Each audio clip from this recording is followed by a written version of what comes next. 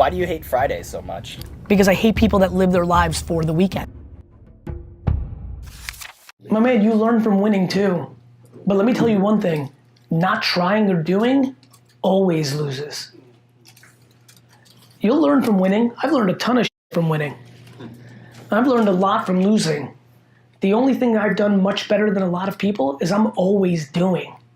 While you're sitting and debating, should I, or could I, or how, or what, I'm working. So when did you know Wine Library was a great vehicle for entrepreneurship, and did you ever think about quitting? I knew Wine Library was right because my biggest goal at 18 years old was to go and work for my family business for a decade. I stayed longer to build a massive business for my parents because I love them so much. The biggest thing I'm proud of on earth is that from when I tell kids to be patient, they don't know my narrative a lot of times. I, as a 22-year-old kid, worked for my parents' business for 12 years, every day, every Saturday, gave up my entire social life during my 20s, which is the prime, took my family business from a $3 to a $65 million business, and then left at 34 years old with no money because I never paid myself more than $100,000 a year because I poured all the money back into the business, and I owned 0.0% of the business.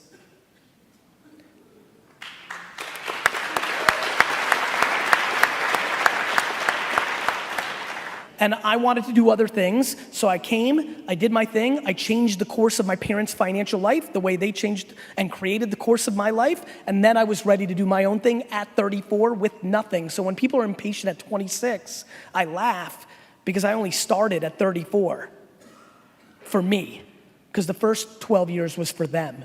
And so I knew that was right from the get because that was my mission. We always say we put our partners first, but how can we go about doing that in a bigger way in 2021? And how do you go about doing that at VaynerX and VaynerMedia? We ask them what they value the most. Some value us paying them more. Some value us having me give them a shout out because they need brand. Some value coming in and learning how to do marketing in exchange barter to them being a partner. You know, bringing value comes down to listening. When you decide the value you're gonna give someone, you're not providing value, you're giving what you want to give. That's a very different relationship than asking someone what they want and then being able to figure out how to provide it. And by the way, if you have kind candor when somebody says something you can't provide, you can also articulate that. There are people ask me for things all the time that in my early 20s I would dodge because I didn't want to be mean, and that led me to be not the man I wanted to be. It wasn't bad, but it wasn't stand up enough. And now in my older age, I'm like, look, I can't do that, Karen. That's not in the best interest of what I want to be doing. And so I think kind candor on the back of listening as a communication to your partners will lead to dramatically more fruitful events. I'm curious to know, given that you have your hands in so many business opportunities and other interests at any given time, what do you think is the key to your productivity? Gratitude for sure. And I have a general thing that really works for me, which is I think 99% of things don't matter. So that allows me to not get bogged down by anything. And I'm a big fan of juggling 46 balls and being okay with 9 of them dropping versus only trying to hold up 1 and making sure it doesn't drop. So a disproportionate comfort with failure, enormous gratitude, and a perspective on what it all means in the scheme of things, period. Because I think creativity is the way to really win the B2B game. If all of you had 49 targets to do business with, your ability to follow them on LinkedIn and Twitter, most likely, Instagram as well potentially, if you then read what they're interested in and what they love in life, you now have an opportunity to create a connection point. Sending somebody a bottle of Dom Perignon and saying, we'd love for you to consider us, may not land if they are rehabbing from alcoholism, may not land if they just don't like champagne, may not land with me who really knows about wine and doesn't want that champagne, wants something smarter and cooler. You didn't know anything about me. I know that you just send bottles of champagne to everybody that's a bigwig, not gonna land. Intent didn't land because I know that I don't mean anything to you. You're trying to get me through this thing. However, let me paint you a different story. So I'm writing this book called The Thank You Economy back in 2011.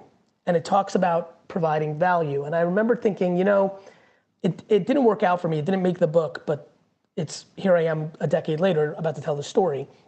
I called Wine Library and I said, hey, The next time you get a first-time customer, place an order, I want you to take the name, I want you to go to Twitter search, and I want to see if you can actually find the person. So it took a while because most people just weren't on Twitter at the time. We monitored what he was talking about. So here's this gentleman who buys a case of Pinot Grigio. I remember it like yesterday. And all he talks about is Jay Cutler. Jay Cutler was the former quarterback of the Chicago Bears. And he is just on it. Jay Cutler this, he's the best, I love you, I go, great. I go, why don't you go to eBay and buy a Jay Cutler signed jersey? They say, Gary, that's like $400. And what he bought was a $180 case that we were making $9 on after shipping. Lesson time. I got the teacher, I go, do it. So we buy it, we send it, we say, thank you from Wine Library, thank you for joining our family. So now I'm pumped, right? I'm like, wait till this guy gets it. He's gonna post it on Twitter. He's gonna call out, 2 months later, nothing. I'm so sad because I thought this was gonna be so epic. And then I get a phone call and the team says to me, hey, we have some great news. Do you remember the Jay Cutler thing? I'll go, yeah. What'd he do? He goes, not him, get this. So they go on to say, Gary, somebody just placed a $6,000 order for Burgundy wines, very high-end stuff. I'm like, cool, what's that, and let us read you the note that he put in the notes field. Dear Wine Library, first of all, please hold these wines because they're expensive and it's a little hot here in Florida. I want you to, wait. It was Florida or Texas, I don't recall at the time, but like, we have warm weather, can you hold the wines? 2, you have an incredible Burgundy selection. I'm also looking for Romani Conti and this and that. Can you please reach out to me? 3, a couple months ago, a friend of mine received a Jay Cutler signed jersey in the mail after he bought some wine from you. A, that's incredible. B, I'm a huge Bruce Springsteen fan. Have a good day. To me, that was just unbelievable. To me, that was everything I believe in, which is doing the right thing is always the right thing. We clearly showed a human being, we went out of our way to get to know them and do something special, surprised and delighted. That created word of mouth, not on the internet like we anticipated, but in his circle. The biggest reason people are unhappy right now is because they value somebody else's opinion more than they value their own. That is the number one blanket statement that I've got for everybody. Your mother's point of view on you, your wife's point of view on you, your boyfriend's point of view, your homie's point of view. Like, the reason I'm super happy is nobody can tell me nothing. My wife, mom, and daughter can walk into my room right now, tell me I'm a piece of crap, and I would be 100% unfazed. That is some gangster emotional structure. And that's why I can never lose. I know who I am, and I'm unfazed. Figure out the following. It is very likely that either your mom or dad screwed you up. And don't confuse delusion. Don't watch my videos and rah-rah up and you don't put any work in, nothing good's gonna happen. So don't get it confused, but life is basic. You're either on the optimism team or you're on the pessimism team. Let's talk about money and unhappiness. Your 3 best friends have a BMW and you don't. You don't realize that I loved when all my friends had BMWs and I had nothing. It's just perspective, man. What are we doing here? Like, what are you valuing? The biggest vulnerability everybody has here is they're worried about somebody else's judgment. The reason there's no moment of clarity is you don't want to jump. You don't want to jump because you're worried if you lose what people are going to say, starting with your parents, your friends, your contemporaries. My ability to not truly care about other people's opinions has been the foundation of my happiness. I respect people's opinions. I just don't care about their judgment of me.